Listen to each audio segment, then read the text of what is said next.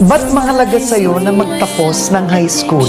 Kasi po, parati na sinasabi ni Mama na yung sa showbiz or yung fame mo, hindi siya pang forever. Parang anytime pwede kang mawala. So maganda yung may fallback ka. Although tomorrow is not promised, pero kung may ipapangako man akong isang bagay kay Seth, that would be, I will always be here. Sama ko sa future mo. Hindi, sasamahan ko siya sa lahat ng problema niya. Totoong kaibigan ako para kay Chris. Kahit sa... Best friend.